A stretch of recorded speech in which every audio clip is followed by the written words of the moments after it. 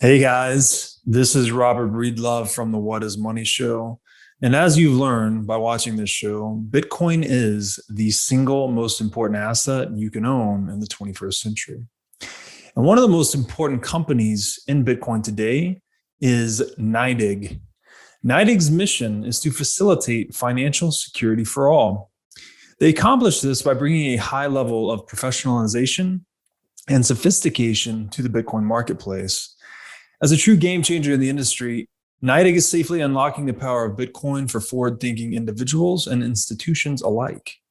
By using NYDIG, you will gain access to an end-to-end institutional-grade platform, providing Bitcoin OTC transactions, Bitcoin collateralized borrowing, secure custody, asset management, derivatives, financing, market research, and more. And all of these services meet the highest regulatory, governance, and audit standards. Led by Robbie Gutman, Yin Zhao, and Ross Stevens, NYDIG has absolutely exploded onto the Bitcoin scene recently and is leading the way for ongoing institutional adoption in this nascent asset class. So please be sure to check out NYDIG as a single source for all your Bitcoin needs. So we're talking about fiat currency and the printing press, and money being a technology. So money changes over time based on the technological realities of society. Clearly, Bitcoin has ushered in a brand new reality of sorts.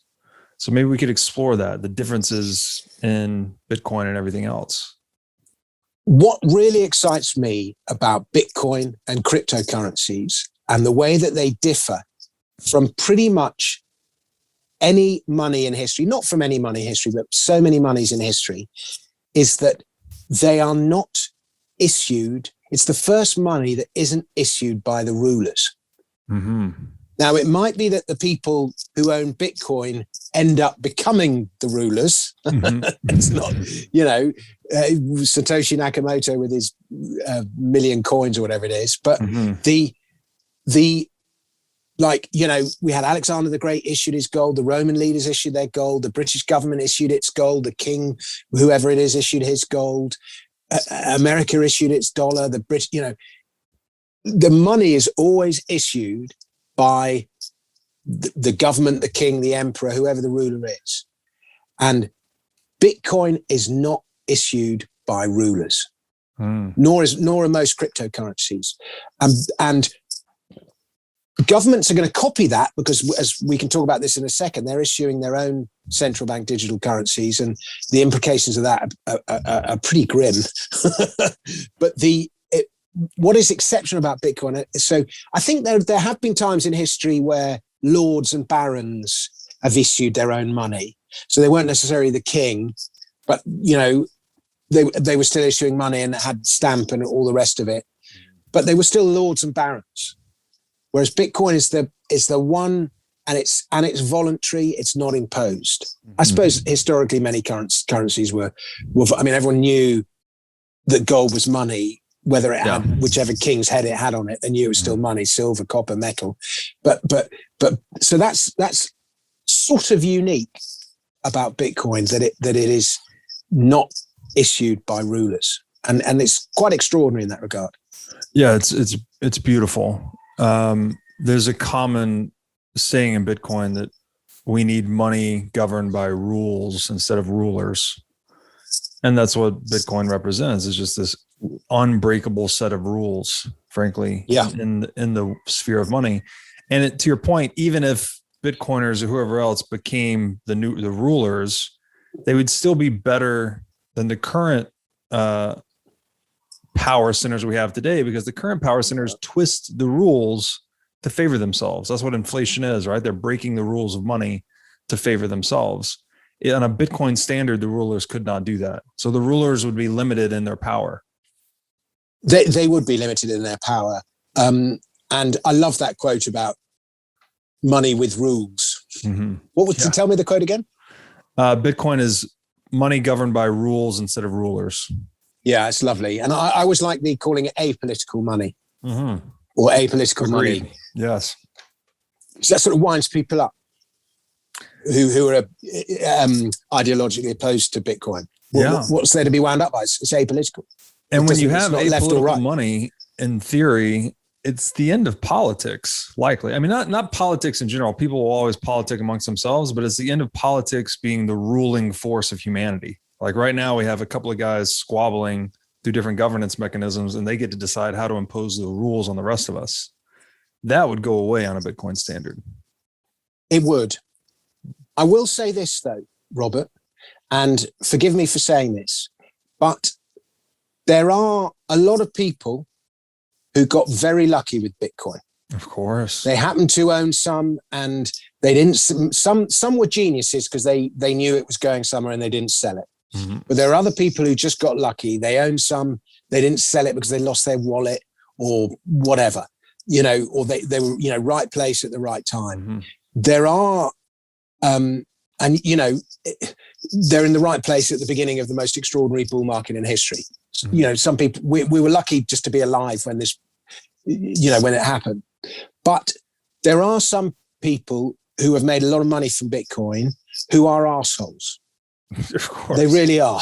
Yeah. And in fact, the money that they've made from Bitcoin has turned them into assholes because they've got arrogant and they think they're better than they are. Yeah. And one of the things you notice about really great people is they recognize their luck. And I think most Bitcoiners must recognize some of the luck. They were riding on the waves of something much bigger.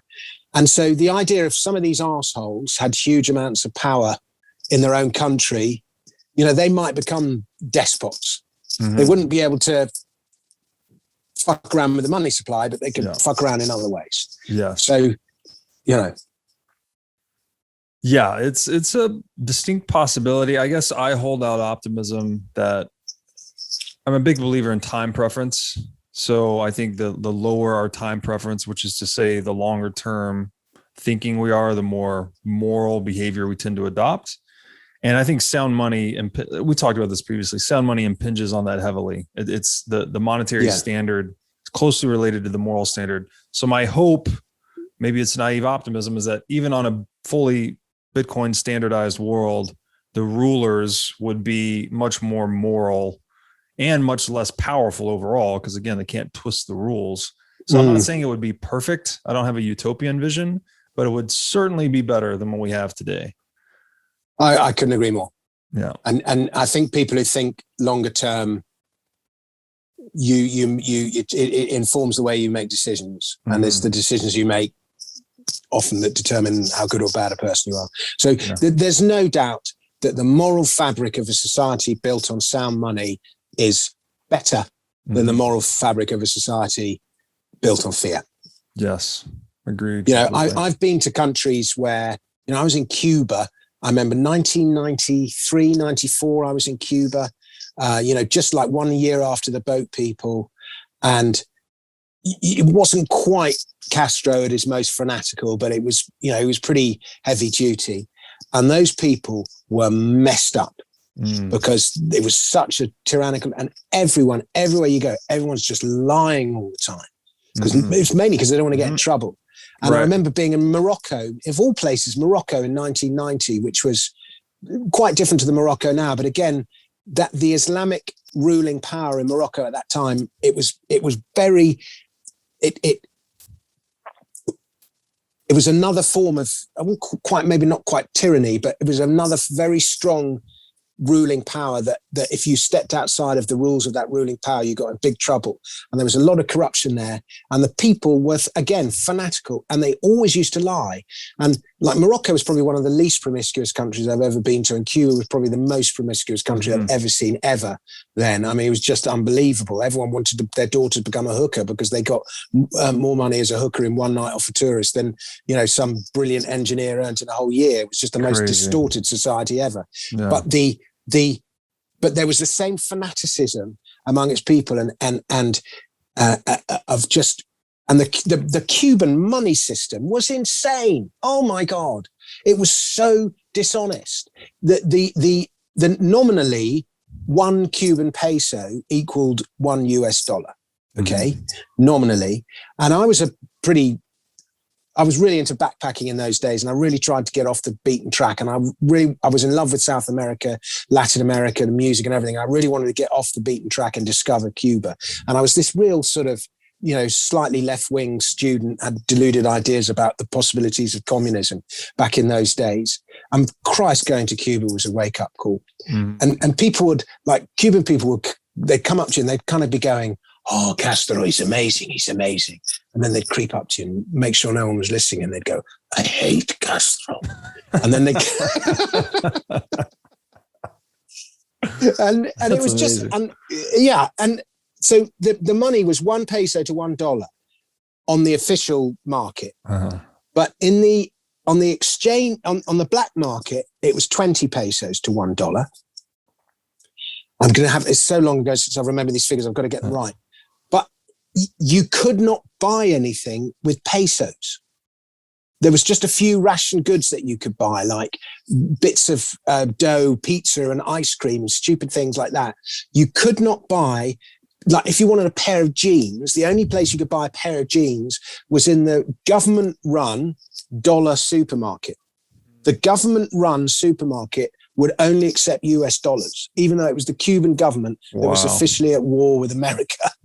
Wow. And like, if you want, like, I remember we went to this bar and we bought these cans of Cuban beer. And like, they were just in shitty cans. And you'd put one down. You'd like have a swig and drink half your can of beer or whatever, and you put it down on the table and you'd be talking to someone, you turn right around and somebody would have nicked your beer. And it was so, like, who would steal like a half-drunk can of beer with all my saliva in it and everything? Wow. But that's just how poor the place was. And so theft was everywhere. Yeah. But if you ever like caught the person stealing, there'd be denial and lies and it was just nuts. Wow. And you had the situation where you'd like have a top engineer who would earn, I think it was 300 pesos. Anyway, the basic situation, without me breaking down the numbers, is that an uneducated girl of 18 or 19 years old could go and sleep with a tourist or a taxi driver. Everyone wanted to be taxi drivers or hookers, because that was the only way you got in touch with tourists. The only way you could get US dollars was by getting hold of tourists. Mm-hmm. And that was the only way you could get basic shit, was to get US dollars. So, like, and so you'd have, like, the most brilliant musical composer of classical music, or the most fantastic doctor, or the most fantastic engineer, and who'd spent 20 years honing their craft to be brilliant in whatever it is they did. And the hooker would earn more in one night just by banging some Italian tourist than I say Italian specifically, for some bizarre reason, Italy was obsessed with Cuba in that time. So it's just full of these like really handsome Italian young men all dressed up in their Italian garb, dating these Cuban girls. It was just one of the most mental, distorted, messed up societies I've ever seen. And it was from this overbearing, tyrannical regime where the money was fake. Right. No, that's a great anecdote, really. And the money is, I often say, it's like an extension of our mind. So if we corrupt really the money, you're corrupting the incentives effectively that dictate how you act in the world, and you end up with perverse consequences like that. And I think there's another example there too, where you're talking about earlier, the Bitcoiners that maybe a lot of Bitcoiners got lucky, let's say, and the role of luck and timing in life. There's an old saying that I'd rather be lucky than good any day. I mean, luck it's a huge factor in kind of how we succeed or fail in the world. I mean, you and I are lucky being born when we are and where we are. Oh, of course. Yeah. We're born at the luckiest time to exist ever in human history, basically, right? It's the highest aggregate wealth there's ever been. And, technology is changing our lives in a lot of ways, I guess for good and bad, but overall it's a net benefit. And I like there's an analogy there that money, those that get lucky, that get wealthy, money can be like alcohol, actually, in that it sort of amplifies, it lowers your inhibitions in a way and can amplify your tendencies to be maybe just a little more careless or reckless. So you have to be careful with it. Taleb says this too in his books, which again, I know he's not popular, but I still like his writings. And He's great. ideas a lot. He's great. Yeah, he's a great author. Let's judge him on his books rather than his Twitter feed. That's right. I try to separate the idea from the individual, and he's got great ideas. That human beings have a harder time dealing with opulence and decadence and wealth than we do depravity. Like we actually, when we don't have as many options, we tend to work really hard and kind of, adapt and we get really competent at figuring things out. But when everything's easy and we've got a lot of wealth and we're just living in the lap of luxury, that we're much more likely to kind of self-annihilate in one way or another, either with alcohol or drugs or laziness, whatever it may be. Mm-hmm. And the other point you made with the Cuban thing. I like Taleb's thing of fuck you money. Absolutely. I love it. I mean, I'm not quite sure how much money is fuck you money. And I guess that sum varies from whichever country you're in. It also depends on the type of money too, I think. But let's just assume the measure is US dollars. And I like, how much is so much money that you can just go, fuck you, I don't care. And I think in a way it's really good for people to have that level of money because it almost breeds a certain kind of honesty. Yes. Because it enables people to go, I don't have to pander to you. I don't have to swallow my tongue. I can say what I think.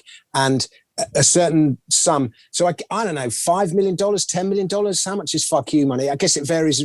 It depends on who you are and where you are in the world, because, $10 million might enable me to go fuck you to a load of comedians or something who I never really liked.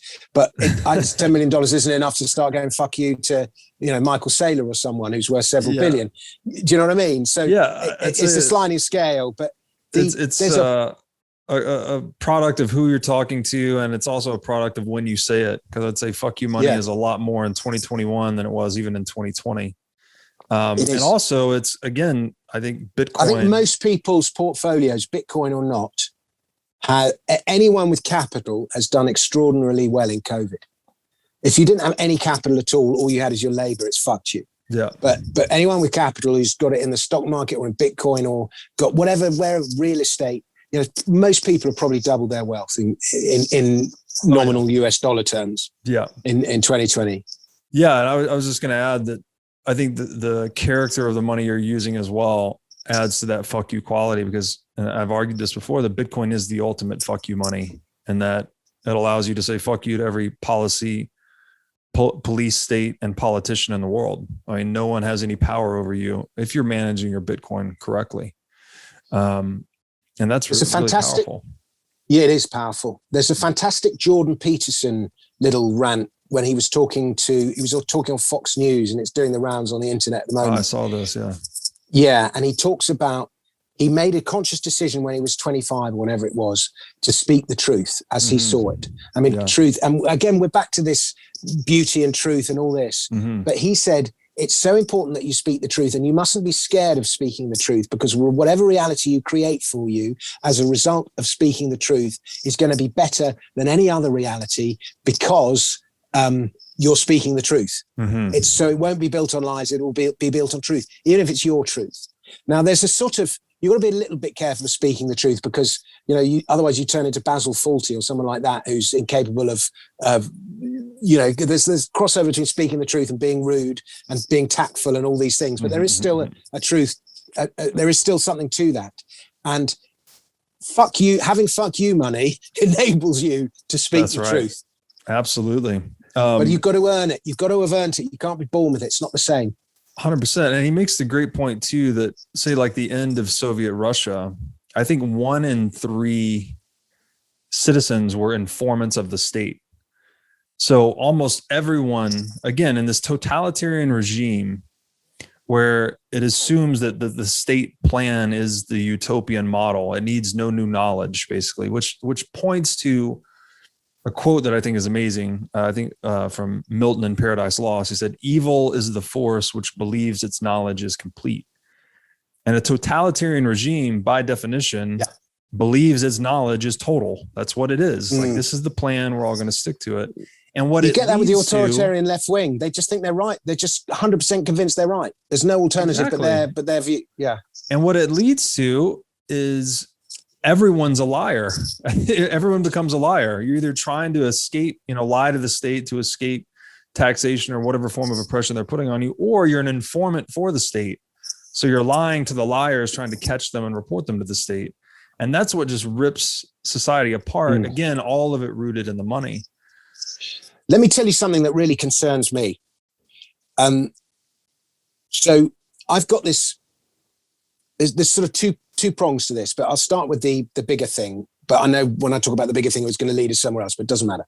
So the idea is that if you look at the combined market cap of the 4 or 5 biggest tech companies in the world, so the combined market cap of Google, Amazon, Microsoft, and Apple, say, or Facebook, whatever, the combined market cap of those 4 or 5 countries is bigger than the GDP of every country in the world except China and the USA.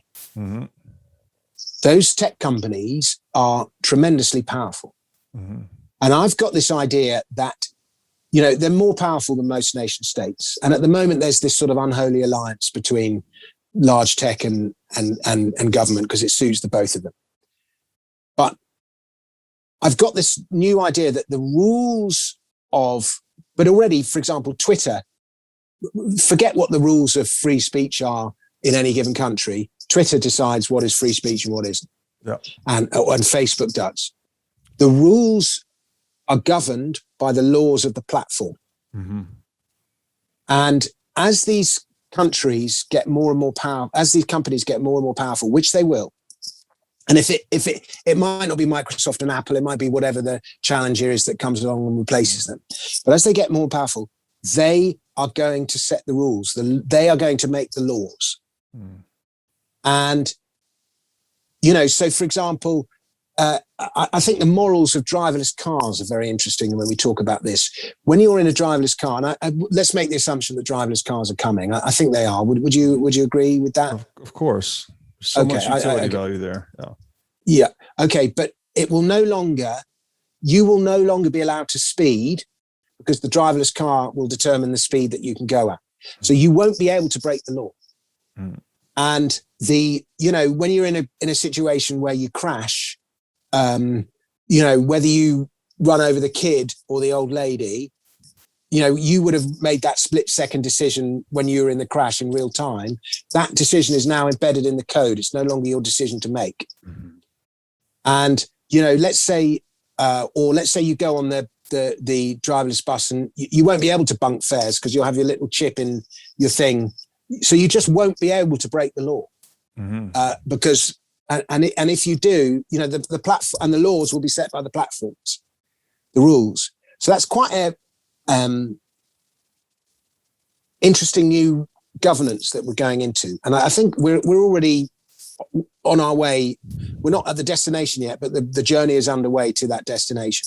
Agreed. Now, yesterday, I'm sure you've had a million examples of this. Yesterday, I was recording a podcast with a guy, really interesting young man who set up a business helping people who've lost limbs. Either they've been born without a limb or they've been involved in a crash or an explosion or something and they've lost a limb. And he makes prosthetic limbs for him. And he was talking about what inspired him in the first place. And by the way, the prosthetic limb industry is an almighty racket, I discovered, that's been controlled by 2 companies for about 100 years. Wow. And hasn't been challenged. And because there's so few, what was the word he called them? People with limb differences. That was the term. Because not all people with limb differences are amputees. So he used this word limb differences. And they're just, it's like 0.5% of the global population. It's tiny. And he's making these prosthetic arms for like $800 that are currently costing $25,000. Wow. And it's really interesting anyway, but I was talking about what inspired him to do this in the first place. And he said he used to watch the Iron Man movies. He's only like 25, this guy. And he said he used to watch the Iron Man movies when he was a kid. And so we started talking about Iron Man in this podcast and my phone was on airplane mode. Okay. And I was saying, well, I used to read the comics, but I like the comics more than the movies. You used to read the comics. He was going, no, I only watch the movies. Anyway, I get home that night and I'm just surfing the net, reading articles, doing whatever I'm doing. And then suddenly my computer, not my phone, my computer is flashing up adverts to buy Iron Man products at me. Wow. Like, and I have not, the word Iron Man has not passed my lips in 3 years. Okay. And that's the first time in 3 years. And within an hour, the computer, the you know, something on my phone has told something on my computer, and Google's, or whoever it is flashing Iron Man ads at me. So our phones are listening. They are listening. Wow. And I've had so many examples of this. There was one last year. I was going to go skiing and I was talking to my daughter on the landing, and I was saying, should I bring my Timberlands or my hiking boots? And my daughter goes, bring your Timberlands. And then I said, oh, but they're a bit worn out. And then I get into bed and I'm playing on my phone, and Amazon's starting selling Timberland boots at me. Wow. Even on airplane mode, still listening. Yeah, that's the thing. Even on airplane mode. And, you know, loads of people have got Alexas, but everyone's got a phone. Mm-hmm. So, you know, you can say, oh, don't get an Alexa. And for sure your Alexa's listening. I can even see it listening because its lights go on and off. But even your phone is listening. Now, it's sort of fairly harmless if it's only using that information to sell you shit. And in fact, a lot of the time, as a result of, you know, I might have actually wanted to buy that Iron Man thing. A lot of the time, the prompts you get are actually quite useful. Right. They really are. And I discovered Game of Thrones, the books. I love fantasy, and I discovered Game of Thrones, the books, because of Amazon prompting. So I'm actually quite grateful to Amazon prompting me, because those books have given me a lot of pleasure. And since the film, the TV series has as well. But at what point does we don't know who's gathering that information, what purposes they're using it for, how it's being sold on. And by the way, the idea of data, like your data is yours. Data as a value, people are talking about it being the new real estate, but data as a value, as a market, didn't even exist until, I don't know, 1995. Yeah. You know, until whoever, it's just a whole new market, a whole new product. But so who's using that information? What are they using it for? And at what point in the wrong sort of world, let's say does that information get used for nefarious purposes? So let's say I say, I fucking hate Boris Johnson, or I can't stand Joe Biden. And what point, or you say something else heretical in some way?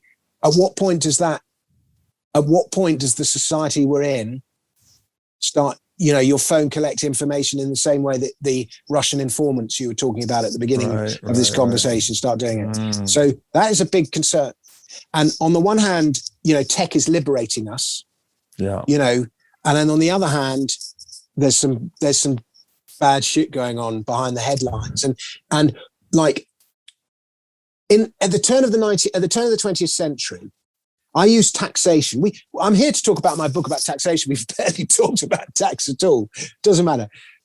At the turn of the 20th century, there's a wonderful quote by A.J.P. Taylor, where he says that an Englishman could go through his life in 1914 at the beginning of the First World War and barely notice the existence of the state, bar the postman and the policeman with whom he came into occasional contact every now and then. You didn't need a passport. You didn't need ID. You could travel the world without a passport. Anyone could come to the UK without a passport. And taxes were only about 10% of GDP. Now, and I think in America it was more like 8%. And so from the point of view of economic freedom, and you can't have freedom without economic freedom, as Thatcher said, we were incredibly free then. 90% of our labor was ours to keep. 90% of whatever our productivity was ours to keep. Now it's more like 40 or 50% is taken from us. Roughly half of everything you ever earn in your life will be taken from you, from your government. And people say a house is the most expensive purchase you ever make. It isn't. It's your government. And so in that respect, we're a lot less free than we've ever been, or, you know, compared to what we were 110 years ago. But now we can fly anywhere in the world. We can drive anywhere in a car. We can speak to anyone in the world. We can get access to unlimited information, you know, all the amazing things that technology has brought us. So in that sense, we are empowered. So we're more free than we've ever been. So it's the argument that a lot of people use that, oh, it's not like the old days. Well, in many ways, it's actually better than the old days, even though less of your earnings are yours to keep. Yeah, if we could just get the government out of our pockets, then we would start to experience this hyper deflationary environment the technology is ushering in. I tweeted this out the other day too. Like, actually, if you just change your denominator to Bitcoin, then you can experience some of that now. Like, everything is getting cheaper in Bitcoin terms. But to your point, there's this failing model of that we call the nation state or the state, whatever. It actually, and I would agree with you that it got eclipsed by big tech probably in the late 90s, right? Those organizations started to become more powerful than most nations. And now today it's just US, China, and then the FANG stocks effectively in terms of economic power. That trend, I think, is just going to continue. But those benefits. So what point do the FANGs have a bigger GDP than China and USA? Yeah, again, the way I see it is just the more government tries to overreach with taxation and inflation, the more they're creating incentives for people to move into Bitcoin, right? Money that can't be inflated and is difficult to tax, at least gives the citizen a lot of options on how to move their money. And that's just going to further, it enters this self-reinforcing loop of further declining state revenue. All the while, tech is there's no sign of tech abating. It should continue to grow with internet penetration and all these other things. So yeah, we're moving from a world organized by a monopoly on violence, let's say, to monopolies on data, which are becoming the new dominant institution. But that's, potentially scary as well, because they're very authoritarian. A lot of them. Yeah. It's interesting that you say this world monopolized by data. I think if you took those 4 or 5 companies that I mentioned, and if their market caps doubled from here, then they'd be on a similar GDP to the USA and China. That's not such an extraordinarily impossible situation. No, they're doubling. It's really not that big an ask. Yeah. They doubled. What have they tripled over the last year? They must have doubled over the last year. I don't even know. I don't follow them, but surely they've doubled from their March lows at least. Probably a lot more than that, especially Tesla. Tesla's outperformed Bitcoin the past 12 months. Yeah. Well, that's won't last. Yeah. It's a bubble. We're talking about the end of the nation state. And we tend to, tell me if I cover this in the last one, then stop me. But we tend to think of countries like Italy and Germany as, because we've grown up with them. But actually, Italy, I think I did talk about this. Italy's only about 200 years old. Germany's only about 200 years old. The States is only about 250 years old as nations. They're young nations. And they're built around, they sort of rose in the Industrial Revolution after the revolutions, the American Civil War, the French Revolution, and so on. These new nation states emerged. I suppose you'd say in the late 18th, early 19th century. And in the case of Italy, it wasn't until the 1880s. And they're designed, like, one of the big themes of this book, Daylight Robbery, is that tax is power. Tax is control. And if a ruler, whether it's a king or a government or an emperor, loses control of their tax revenue, then they lose their power. Right. So everything is about keeping that tax revenue and keeping that power. And all of our tax systems are designed around physical economies where goods and workers are visible. The worker goes to the same place and he works there. The goods come into the country and they move from A to B, or they're produced in the factory and they're sold in the shop, and it's all visible and all controllable and all monitorable. And that is how the nation states' ruling systems are designed. And remember, with the social democracies of today, they've got such big obligations. If they lose their tax revenue, they are screwed. Now, suddenly, since the 1990s, this new digital economy has emerged. And you'd look at the companies like, Facebook and Google and Apple and Amazon and so on. As far as government tax systems are concerned, they've totally taken the piss. They've paid pretty much tax as they want to pay. Oh, even Starbucks has done it. You know, their IP's here, their trademarks are there, the profits are somewhere else, and it's all possible in this globalized digital economy. And you know, compromises get made. Trump had his thing, his reinstatement thing, and some people move assets back to America. Some people have stayed in Ireland because the tax, you know, but there's this, we talked about data. Data didn't even exist as something of value until now. How do you tax data? You know, the EU are trying to tax it. They're trying to do these digital taxes, but they can't get to the bottom of it. The tax systems are unable to adapt to the realities of the new digital economy. And unless we change the way we tax people, we're going to have this two-tier economy in the future where you're going to have sovereign individuals and already you've got sovereign companies, the major international tech corporations, and tech is making it possible for individuals to have that same status. And then you're going to have those trapped in physical economies at home who are going to have to pay for everything. Yeah. And so you're going to have this, but ultimately the nation state, unless it changes the way it taxes people, and no government's talking about it. They're all just tweaking here, putting it up a little bit there, taking it down a little bit there. Nobody's saying, right, we're not going to tax income anymore. We're going to tax land, or, you know, something similarly transformative. But that is what you need to do, because you design a society by the way that you tax it. All the incentives in that society you create by the tax system. And that's why, you know, governments use taxes to like behavioral economics, to force people to do a certain thing. You tax alcohol and cigarettes a lot. People don't drink and smoke. You tax fuel a lot and incentivize green energy, or whatever it is. You use the tax system to control how people behave. And that we can talk about central bank digital currencies and how they're going to try and do that in a minute. But so, you know, when we talk about, you know, our Bitcoin citadels of the future, we really need to think about how we tax people in those citadels, whether we tax them at all or what we tax. And, you know, Bitcoin fees are tax, gas fees in Ethereum, they're a form of tax. Yeah. You know, so we need to think about all of those, because that is how you determine the destiny of a nation.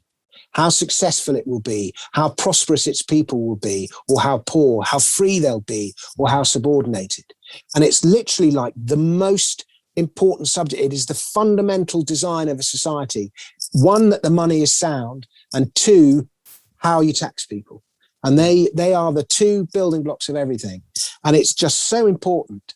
But unless nation states fundamentally change the way they tax people, and that might mean that they can no longer provide the services that they currently provide. They might have to swallow that.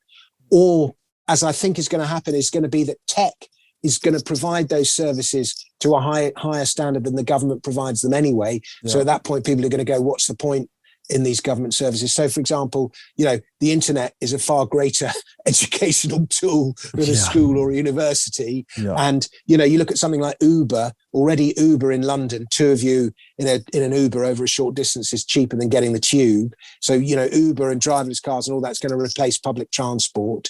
You look at, you know, Silicon Valley's trying to, as it puts it, solve the health question. And one of the ways it's doing that is through the use of tech and data and early warning signals and all the rest of it, and putting the burden on the individual to look after himself and make sure he's in good shape.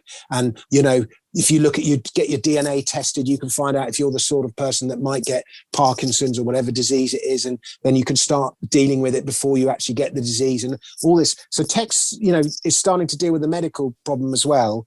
And by the way, there was a really interesting business I heard pitching. Are you familiar with WeWork, the company WeWork? I am, yeah. Okay, so they're trying to do WeWork for schools. So wherever you are in the world, if you're Mr. Digital Nomad and you're in Cartagena, you can go send your kids to the WeWork in Cartagena. And then if you happen to be, oh no, we're going to Chiang Mai now, well, you just move into the WeWork in Chiang Mai. Do you know what I mean? So tech solving education, even the issue of actual schools themselves. So tech, these it's amazing, it's wonderful, but it's also listening to you and spying on you, and how's it using your data. I think tech replaces government. Yeah, it makes a lot of sense. And this divide in the world between, I guess, digital and physical reality, again, it seems like the more of the tax base that migrates into the digital domain, the more governments, just to keep revenues constant, they have to more heavily tax the physical domain. And the more heavily you tax the physical domain, the more you diminish the incentives to operate productive businesses, and the more incentives you create to push people into the digital domain. So it seems like no matter which way they go, they're just going to get devoured. And every single revolution, every rising up, every revolt in history has been a revolt against some kind of injustice perpetrated by the tax system. Right. You know, it was most famously no taxation without representation. But there was like the cry of Pugad Lawin in the Philippine Revolution, exhorting Filipino citizens to tear up their tax certificates. But, you know, the Barons' Wars, and every revolt in history has been some kind of injustice perpetrated by the tax system. And when you get into that two-tier economy that you just described, where there's one lot who are paying no taxes, and there's another lot who are being burdened with taxes, and they see this other lot who are getting scot-free. Do you think they're going to take that lying down? Or do you think there's going to be anger and revolt and all those other things? And if you think, you know, there's been discontent in the air since, well, I mean, 2016 was the year that everyone says it started, but it didn't go all the way back to the financial crisis. In fact, it probably goes all the way back to 1971. But, you know, it's going to get worse while you have this two-tier system. Right. Yeah, it's in the book, The Sovereign Individual, they talk about this, the neo-Luddites, where you're going to have what do they call the cognitive elite, I guess, moving into the digital domain, but the neo-Luddites getting really pissed off that everything's getting more expensive, wages are flat. There's this new class of rich, smart people. And yeah, it's concerning as a Bitcoiner too. That's why I think you have to, if Bitcoin does play out in the way that we anticipate it, it's not just going to be like, oh, great, your life is amazing now. There is some real risk involved with that, specifically if you're a public or outspoken Bitcoiner. So if you're a known Bitcoiner. I remember I was on a flight to Singapore in, I'm going to say 2016, maybe it was 2017. I think it was 2016. It was in that runaway bull market that we had back then. Oh, 2017. And 2017. And I'm sat on the flight and I get up to go to the loo and I walk back to my seat and I see that in the row in front of me is John McAfee. And I'm like, I like John McAfee, and he makes me laugh. He's a bit of a character, a bit of a scoundrel, massive scoundrel. I'll tell you a story about that in a sec. But I've written my book, Bitcoin: The Future of Money. So I'm pushing my book. There's the poster back there. And, you know, because it was never released in the States, it hasn't got the acclaim that it deserves. And I think everyone's talking about Safe Dean's book. And I'm like, hey, what are you? Nobody's talking about my book. So I'm thinking of all this. Anyway, I'm pushing my book, whatever. And I see him there. And so I walk up to go to him. Hey, John. And I was with the plan to talk to him because we're fellow Bitcoiners, blah, blah, blah. And this huge, when we're 20,000 feet in the air, you know, somewhere over, I don't know, Iran or something, flying to Singapore. And this huge arm just comes out across the aisle of the plane and you know, forces me back a couple of steps. Got all these huge forearms of tattoo. And his bodyguard is sat next to him on the other side of the aisle, protecting him. And the bodyguard's even conscious that McAfee might have problems at 20,000 feet in the air, you know, flying over the world in first class. You know, there's still can't be too safe. And so, and as it turned out, I said, I wrote this book and blah, blah, blah, and we all got on absolutely fine. But the more that Bitcoin goes up and the more that certain people are well known in the space for having a lot of Bitcoins, the more they are going to need their own protection. Otherwise, you know, kidnapping, extortion, all these little things can go on. All the while, if government revenues are declining, you would expect police forces and other Yeah. security that they provide to decline. So it's Send us again, a couple of happening on both Bitcoins, sides. sir, and we'll let you go. What's that? I said, send us a couple of Bitcoins, sir, and we'll let you go. Yeah, exactly. So yeah, the argument being we're mitigating extortion at scale by reducing this non-consensual taxation and inflation, but you're also creating the possibility of more localized extortion. So it's an interesting trade-off.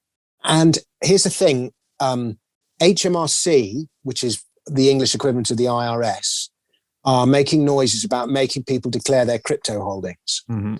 And, most people's instinct is to not declare the full amount. Mm-hmm. Well, if they don't declare the full amount and then they get in trouble, there's a kidnapping or an extortion or whatever, well, why should the police protect you? Because you said you didn't have this amount of Bitcoins and now you're saying you do. Mm-hmm. So do you see what I mean? So that's quite an interesting potential situation that some people may find themselves in. Yeah, it just changes so many aspects of human affairs. It's hard to imagine almost. But so you've made this point that taxation, it shapes civilization. Frankly, how do we structure the tax system? The civilization sort of develops around that. How do you see central bank digital currencies changing this dynamic? Well,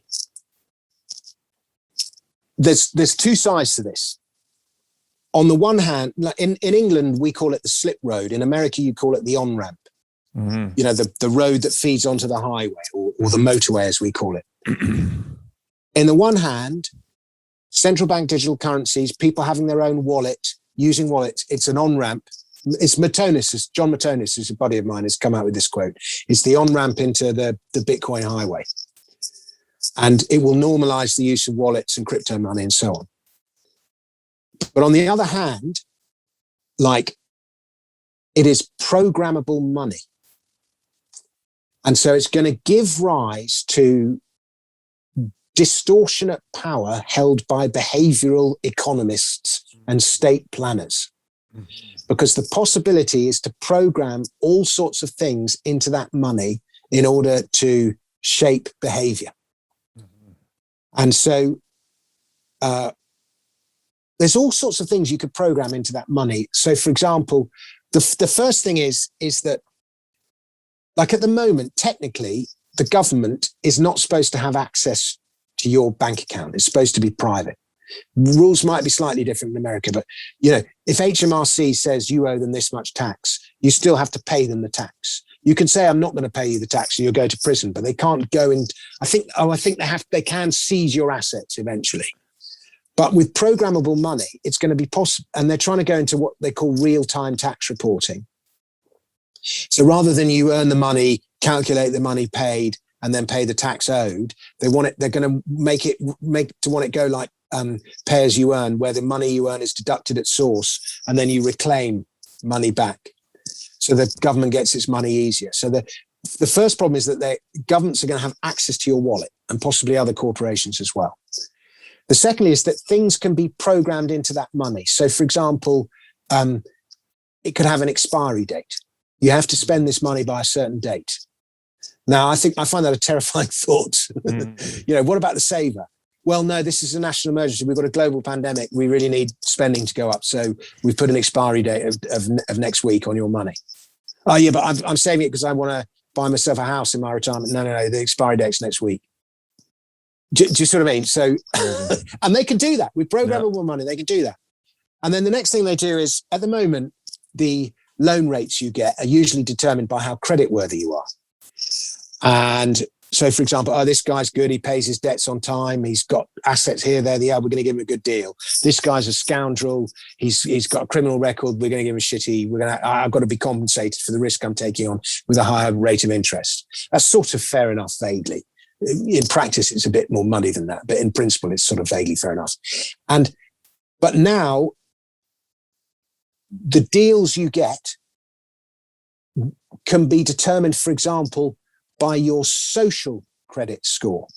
Mm-hmm. And you know how China's doing its little social credit systems where it ranks individuals on their behavior. And if they say the right things and do the right things, then they get high social credit scores. Well, you've got a really good social credit score, Robert. You say all the right things about the government. So we're going to pay you 3% interest on your money. Whereas your mate, who's your mate? Dan Held, your mate Dan Held, saying all sorts of terrible things about the government. And we can't have that. So if he wants to save money, you're going to give him a negative interest rate. Mm. Do you know what I mean? So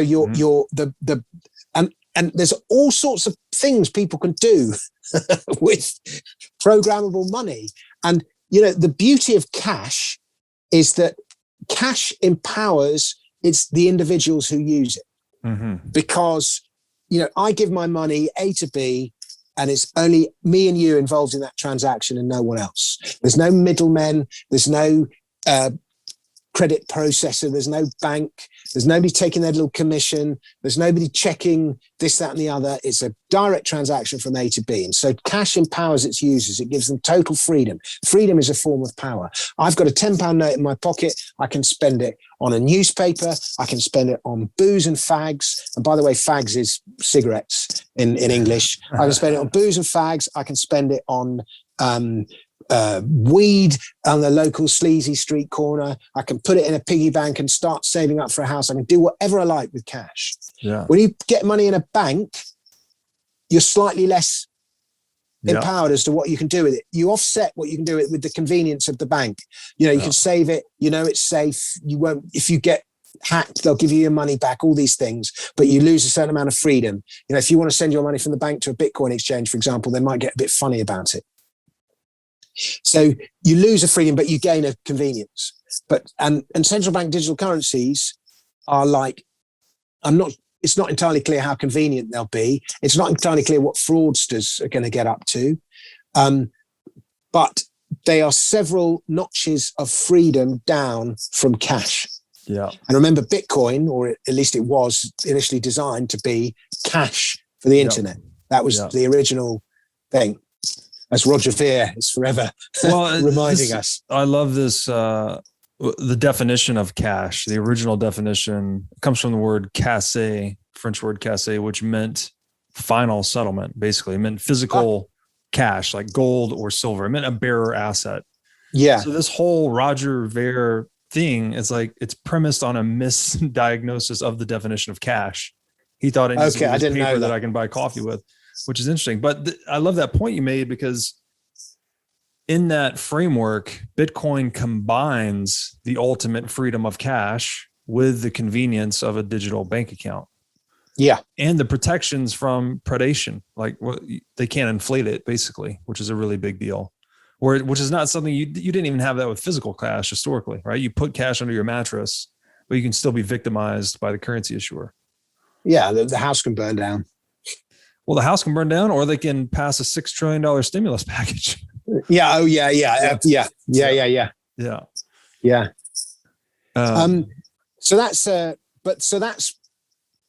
There's two sides to those central bank digital currencies. But as Matona says, they could be an on-ramp to Bitcoin and crypto. Yeah. Very dystopian. I don't think I would ever, I assume they'll try to just phase out physical cash in this transition. They'll say you need to redeem your physical US dollars for Fed coins or whatever. This was on the cover of The Economist recently, actually. I haven't read it yet, but I don't read The Economist anymore, but I saw it published online. Yeah, I think it's this week's edition. Is this week's edition. This is May 2021, first week of May 2021. And I think it just says GovCoin, right? And shows a big, it's just a Bitcoin emblem, but with a G. So they're trying. Do you know what really annoyed me is when they made the announcement about the British coin, Rishi Sunak, who's our chancellor, started calling it Britcoin. And he thought, isn't that funny? Aren't I being clever? But the FCA, which is our Financial Conduct Authority, banned crypto derivatives. So on the one hand, they're telling people buy crypto derivatives. They just made it impossible. It's just made it so complicated for crypto investors in the UK. So on the one hand, you're banning it. And they said, oh, there's too much speculation, it's too dangerous. And then on the other hand, you're trying to make out, look at us, Bitcoin, aren't we cool and groovy? And I'm like, you can't have your cake and eat it. It reminds me of your earlier point where Alexander was trying to kind of ride the coattails of Hercules. You know, he puts Hercules on the coin, but it sort of looks like him. And now they're trying to exactly the same. Push, Britcoin, but also not make it Bitcoin, or it's but we propaganda. Were quick. We're back to propaganda, right? They're propagandizing money. But Twitter was quick to remind him that Bitcoin is a shitcoin. You gotta love the free market for ideas. Yeah. Okay, so maybe tell me if this is too steep of a gear shift here, but we have bubbles on the outline. You talk about the importance of bubbles historically. The common refrain against Bitcoin is that it's digital tulips or whatever, which is just sort of nonsense. But maybe we could talk about how bubbles form, what they are, how they pop, and I guess how you see them emerging and existing in the digital age. Yeah. Every time I've been on a TV show or on a debate or anything arguing about Bitcoin, the most common criticism, as you say, is that it's a bubble. It's digital tulips. Now, it all depends on what your definition of a bubble is. Now, my definition of a bubble is a bubble is a bull market in which you don't have a position. That's a good one. It's exactly what it is. It's because everyone dismisses something as a bubble because they don't own it. And to sort of compensate, to make up for the fact that they are not exposed to this bull market, they just declare it a bubble, and that makes it okay that they haven't got involved. And how many people do you know who haven't got involved in Bitcoin because they just didn't bother taking the time to learn the tech? Loads. I was too slow to do it. Yeah. And even now, I still feel, when somebody tells me about some new coin and I look at it and I'm, oh God, I've got to learn a whole nother bloody technology. And half the time it's just the fag of having to learn it that puts me off looking at it. And maybe that's not such a bad thing if you're a maximalist, but anyway. So a bubble is an easy way of dismissing something that you have. It's an easy way of dismissing your own failure, if you like. But we need bubbles. There have been loads of bubbles in history and people have got burnt in them. But we need bubbles because bubbles accelerate investment. Now, the tulip bubble in Holland happened in 1637. And I think if you read it up on Wikipedia, it lasted like a year or two. 1637. So, nearly 400 years ago. Where has the global center of the flower industry been for 400 years? Holland. That bubble created an industry that has looked after Holland for 400 years. Wow. And it's still the center of that industry today. And it probably wouldn't be had that bubble not happened.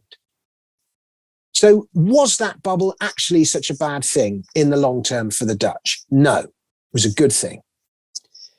And then you look at the South Sea bubble. Well, the South Sea bubble basically created the stock market. Mm-hmm. And how much invention and everything else has the South Sea bubble made possible? And sure, people lost their hat in it and there were scoundrels and all the rest of it.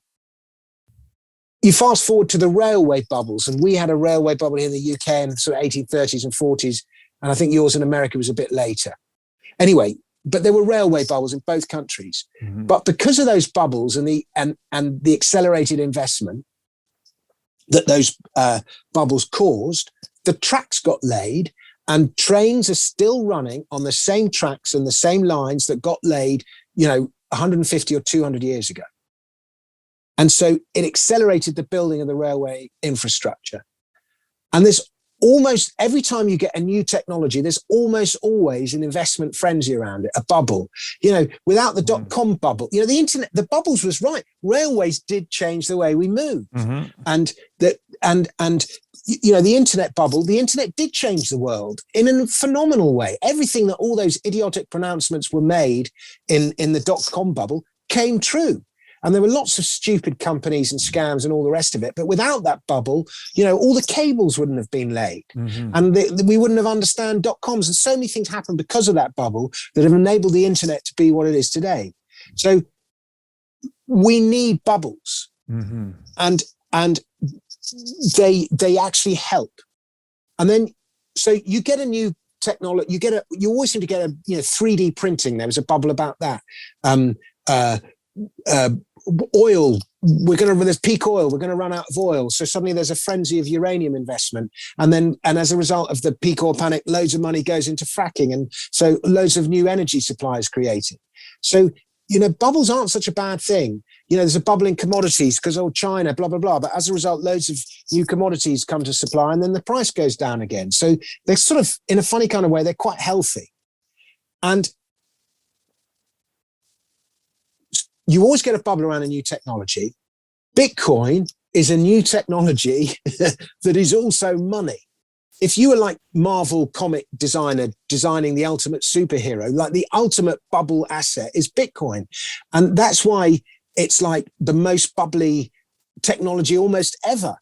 And it goes through these bubble hype cycles, like once every 3 or 4 years it goes through them. And I mean, we're sort of normalized to them now, and everyone's just going to give it another 6 months. There's this sort of relaxed attitude that we kind of know where we are, which probably means it'll be different this time. Either it'll go on longer or it'll be shorter, one or the other, but it won't happen as everyone expects it to, because it never does. But so we need bubbles, and Bitcoin is the most bubblicious technology ever, because it is new technology and it's money.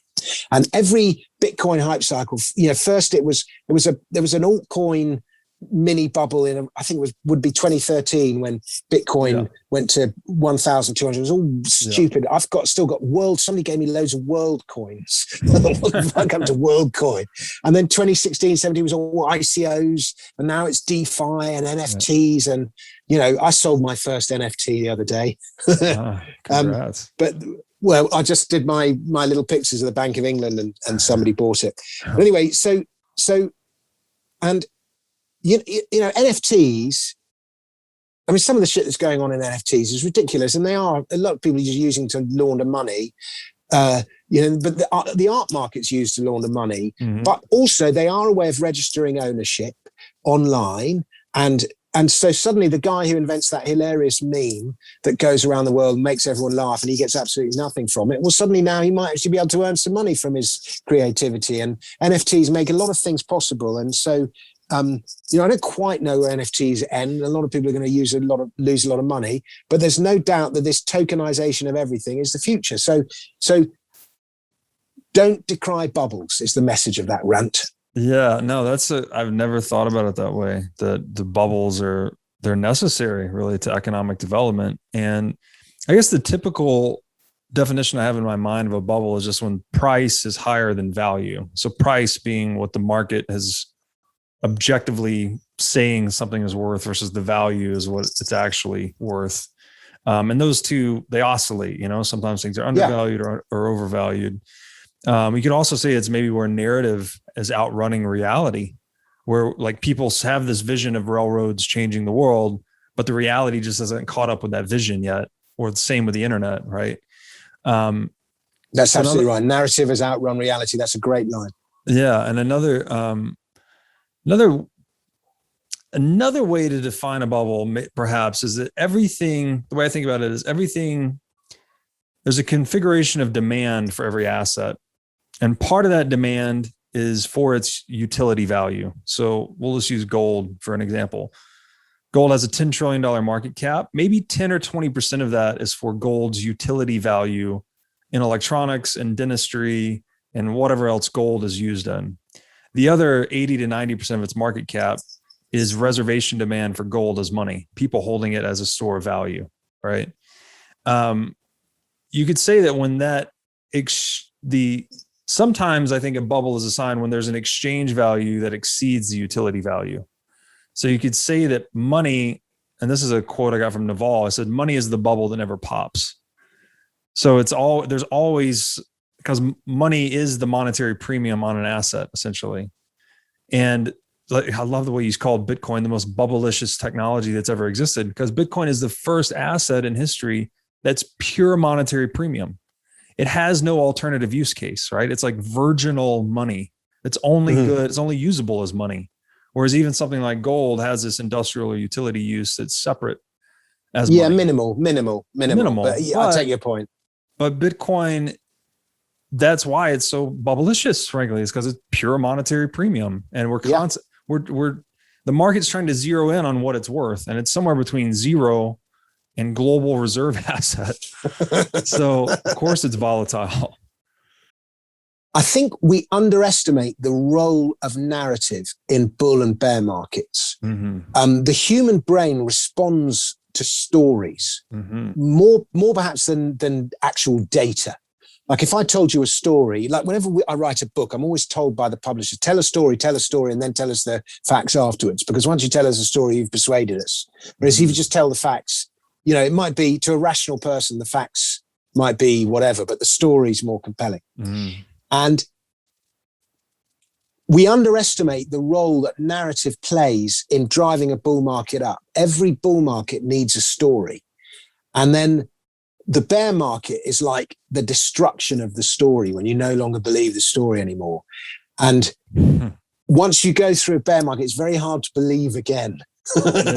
Yeah. And so, and it's funny how, I think Warren Buffett said it's only when the tide goes out you find out who's been swimming naked. Yeah. And I used to see it with when I was in mining stocks back in the day. And mining is the most cyclical area. And it goes through boom and bust. And mining exploration stocks literally have nothing. All they have is a bit of capital and a couple of guys with a beard and a drill who are going to go and drill some rocks in Utah or somewhere ridiculous and find, see if there's any metal in those rocks. And, 9 times out of 10, probably 99 times in 100, there's not enough metal to be realistically mineable. And so the capital gets lost. But 1 time in 100, they do find something that's worthwhile mining, and you can make many times your money. And when in a mining boom, what happens is these mining stocks, everyone's throwing money at everything. They're paying no due diligence whatsoever. And these 2 guys with a beard and a drill are suddenly getting first-class flights and staying at the Savoy Hotel and all the rest of it, while the value of their company goes up.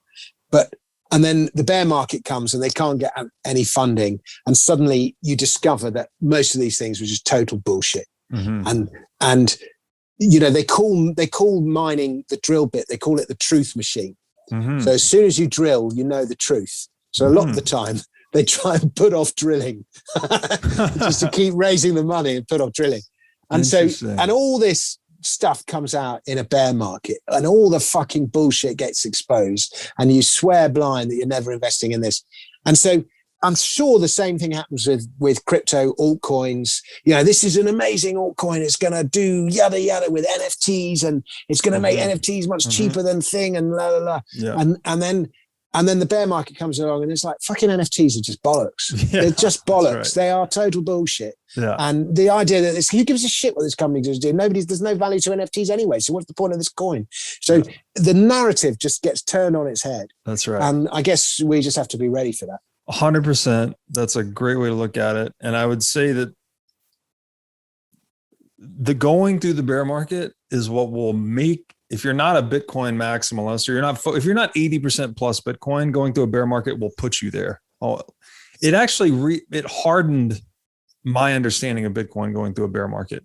Like actually the narrative that I had been figuring out, like what is this technology? What is money? What is gold, et cetera? That the Bitcoin tattoo that I got in November 2018, which is the bottom of a bear market. Like I had been studying it deeply.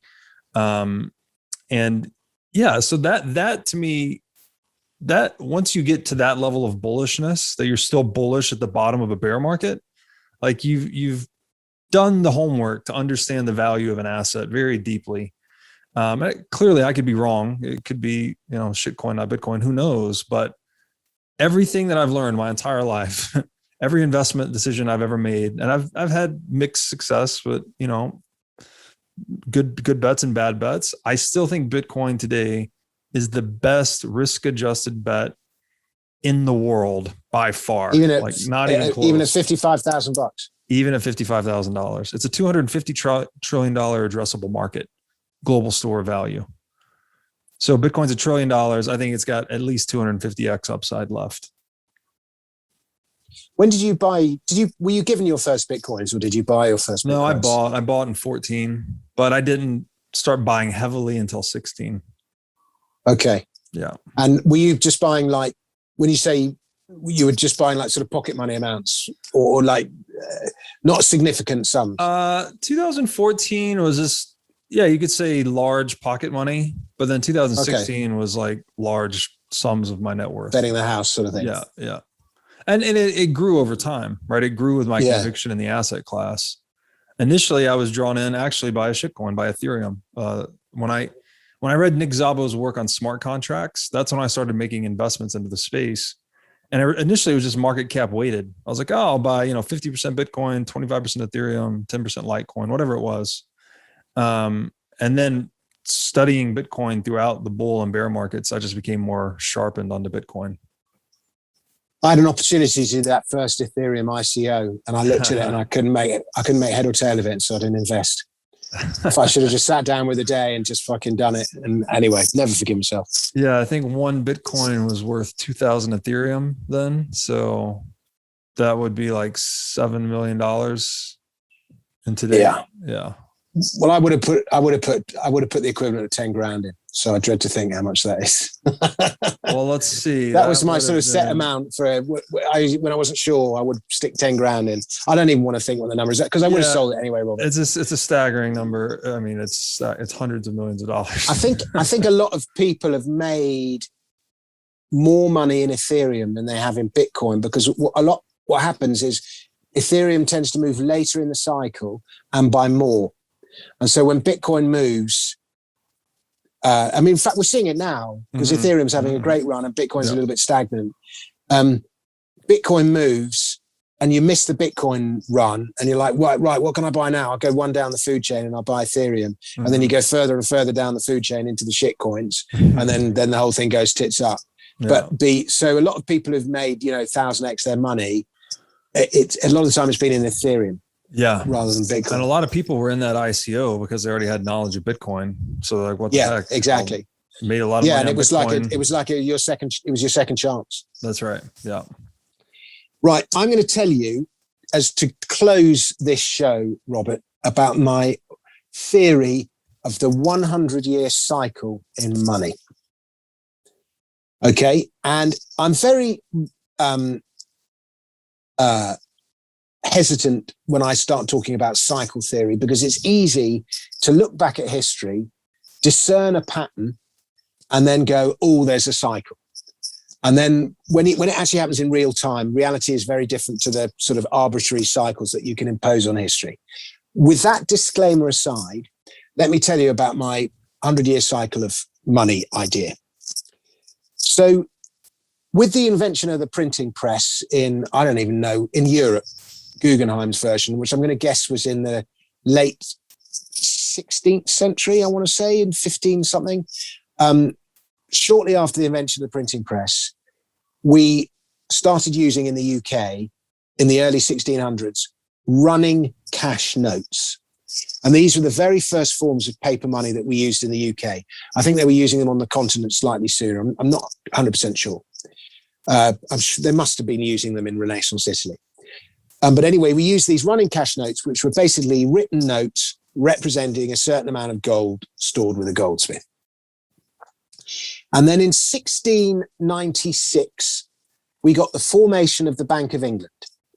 And the Bank of England was formed because we had what was known as the Glorious Revolution of 1687, where the King, James II, had been overthrown by William and Mary. And they'd come, and we had the English Bill of Rights, which was a great document for freedom, supposedly. And one of the, and in fact, that's where we get the roots of this expression, daylight robbery, from, because there was a thing called the half tax. And this was every Englishman had to pay taxes on every fireplace or hearth or stove in his house.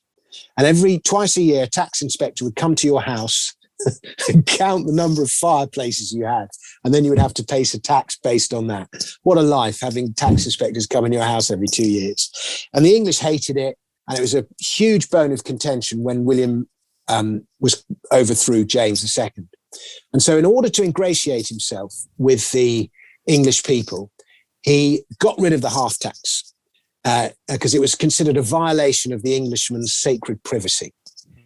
But then William of Orange, like a lot of kings in those days, had various wars he was fighting abroad. He had a war in France, war in Scotland, war in Ireland, and he needed to fund them. And so he came up with two means to fund them. And the first was that he would tax windows instead of fireplaces. And so it was much easier for a tax collector to walk past somebody's house, count the number of windows, and levy a tax based on that. Impossible tax to avoid. You can't hide windows. And it was sort of progressive because the bigger the house, the more windows, the more you were able to afford. And the infrastructure was already there from the half tax, and you didn't need to interact with the taxpayer. So the windows tax came along in 1694, and it was reasonably successful at first. The levels were very low, and gradually over time they went up. And then people started doing all sorts of things to avoid paying the tax. They built houses without windows. They built houses with much fewer windows. And then the tax started making people ill because landlords started building houses with no windows at all. And this was in the time when we didn't have gas lighting or electric lights. We only had candles, and we burnt rustics. So to lose your daylight altogether was a considerable sacrifice. And then in the Industrial Revolution, they discovered that the many outbreaks of typhoid and cholera and all the diseases was made far worse by these damp, cramped, windowless dwellings. But did the government get rid of the tax? No, they raised it even higher because now there was the Napoleonic War to pay for. And the tax kept going up and up and up. And even though it made people sick, and then people started singing songs of protest, they started handing out leaflets of protest. They started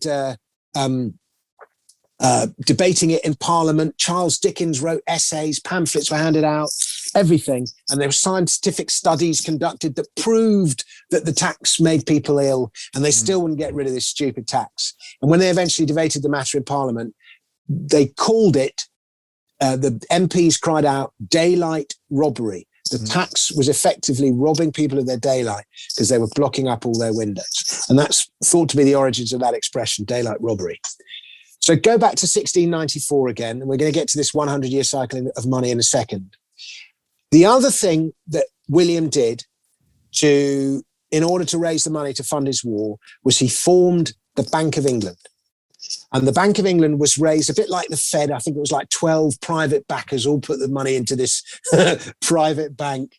And it was I think they had like £1.5 million in gold, and they issued £10 million in notes or something like that. It was an almighty scam, but they raised the money they needed to pay for the war. But there was at the time, silver bullion was worth more because of the inflation. It was worth more melted down as bullion than it was as a coin with the stamp of the king on it.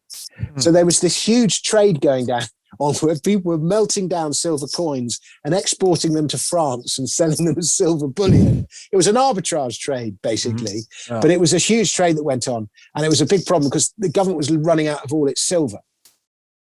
So he got the cleverest man in the country to come and be the warden of the mint, who was Isaac Newton, the great physicist. And Isaac Newton thought long and hard about it. And eventually what he did is in 1716, he recalled all the gold and silver, reminted it. And this was known as the Great Recoinage of 1716. And he put England officially on the gold standard for the very first time.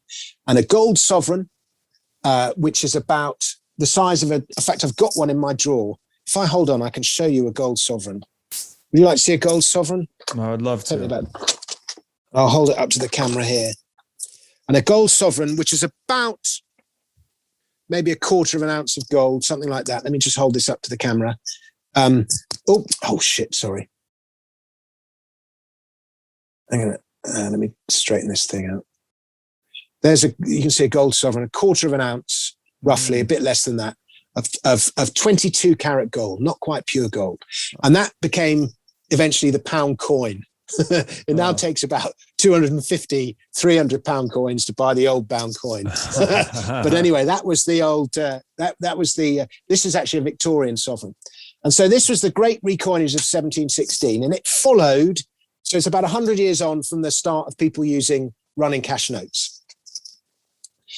Okay, and then that sort of, and Britain wasn't an empire at this point, and it gradually rose, the empire of the sea, the trade, and all the rest of it.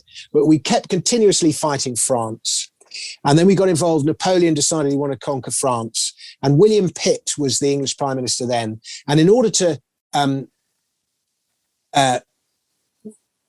the English hated post-revolutionary France and all these horrible Enlightenment ideas of freedom and Rousseau and all these unacceptable ideas above the station that the French people had got into their minds. And it was desperate to stop that revolutionary fervor spreading to England. And also America had its own little revolution.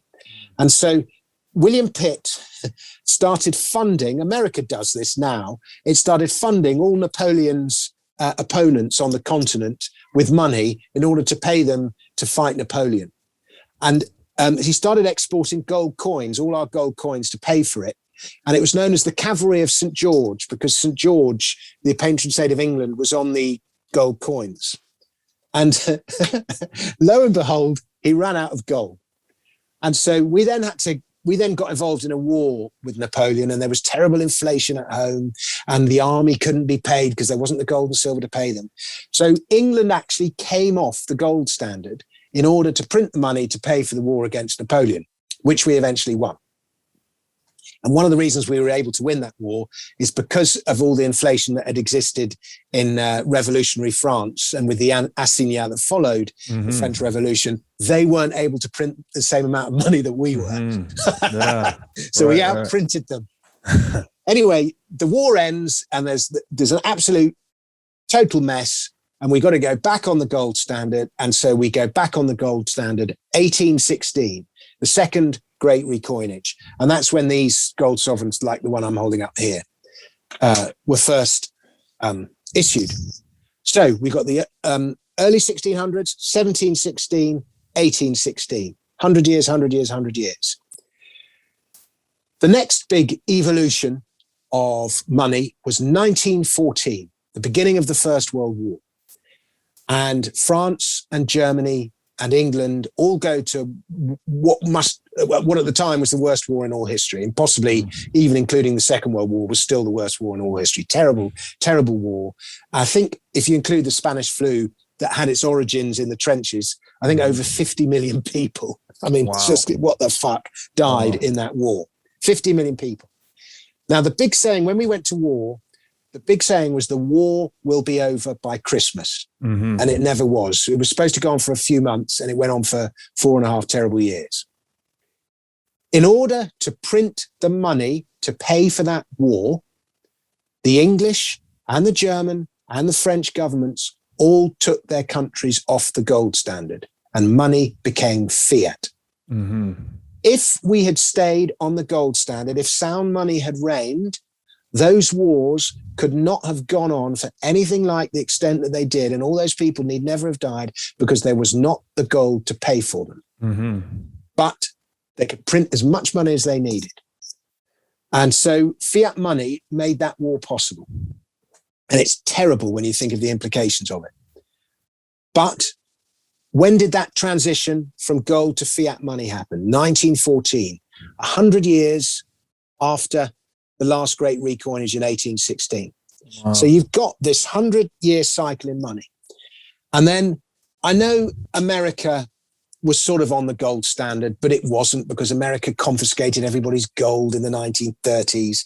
And then, Bretton Woods, and it was sort of, but, until 1914, remember, the pound was still the most important currency in the world, and Britain was still the most powerful country in the world. And that war did for Britain. and it was coming off the gold standard that did that war made that war possible. So, it was the money, destroying the money, destroyed Britain. Yeah. And the British Empire in the late 19th century, there's a lot to be proud about. There's many, many great British people who lived in that time, great inventors, great artists, great writers, and so on. It was it was probably our greatest time in our history, the late 1800s, early 19th century. Anyway, 100 years later, 2008, banking crisis, and a little white paper gets published with a new form of money that solved a problem that's dogged cryptographers for years, the problem of double spending, the Byzantine generals problem. And so here we have 100 years again, cryptographic money, and the latest system of money. And, whether it's central bank digital currencies or Bitcoin or Decred or whatever coin you care to mention, whatever it is, some kind of crypto money is now going to be the money of the future. And there's a patent 100-year cycle that you can see. And so that is my 100-year theory, 100-year cycle in money theory. That's brilliant. Very interesting. So all of them involved warfare until 2010, right? Which we haven't had a kinetic warfare, but we have all these other wars: the war on terror, the war on drugs, war on COVID. Yeah, just all these. And there's, I think, there's lots of proxy wars going on that we don't know about. Right. Yeah.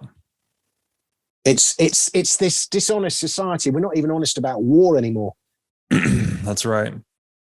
Yeah, you don't hear, the media suppresses a lot of, like, I know in Myanmar right now, there's a lot of military action and social revolt going on. You don't hear anything about that in the US. Yemen.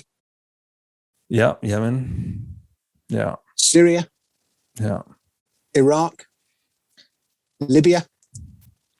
And wasn't it right before COVID whatever was that announced? people, the Chinese are is it the Uyghurs? What are the Uyghurs? What are those people the Chinese are exterminating, the Chinese Muslims?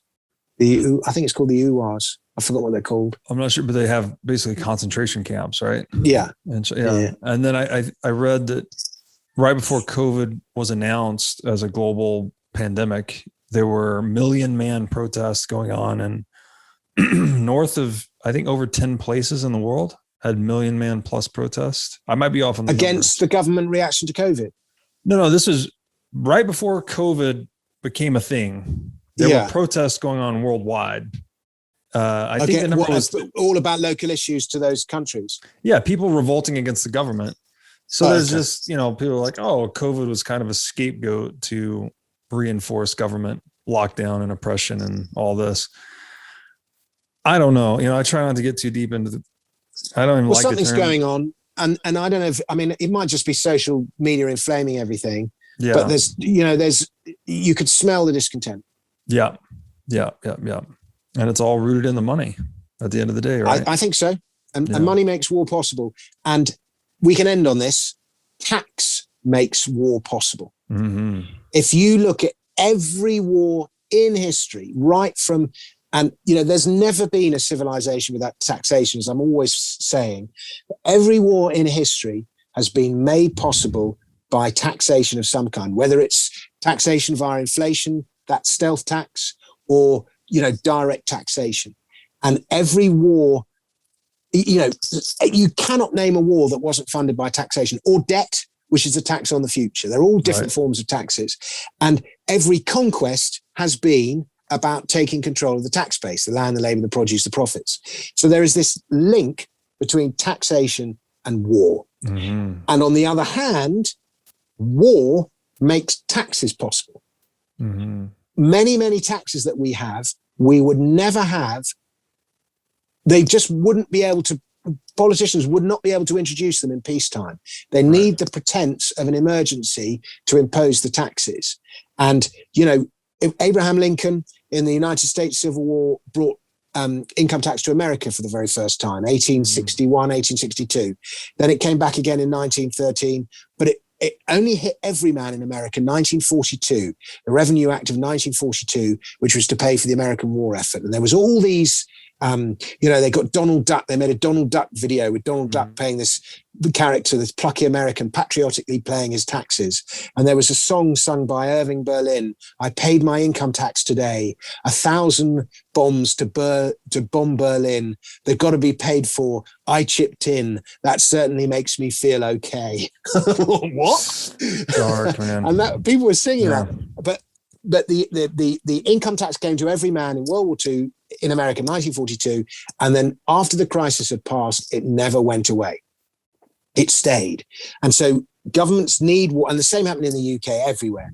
And then, financial crisis, another crisis, we get quantitative easing. You just try introducing quantitative easing. We're going to print money in peacetime. Just wouldn't have happened. They needed the excuse, but they never stopped quantitative easing even after the crisis has gone away. It just became normal. Yeah.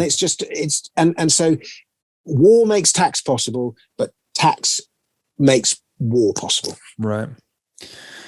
Yeah. So we need tax resistant and inflation resistant money to subdue warfare. 100%. Bitcoin is a force for peace. Beautiful. The only problem is if people go to war to get your Bitcoins. But how do they get it? I don't know. Can't confiscate it. They need your keys. Yeah. If it's custodied properly, you shouldn't be able to confiscate it. Yeah. But what if they're torturing you? Do you give them your seed? Well, maybe you don't hold it in your head. Hold it in a way that they can't get it from you with torture. Yeah. Multi-sig or whatever it may be. Yeah. It's interesting to think about. But this has been awesome. Again, you're a brilliant storyteller. Thank you. It's been a pleasure, Robert. And I look forward to the next one. Me too.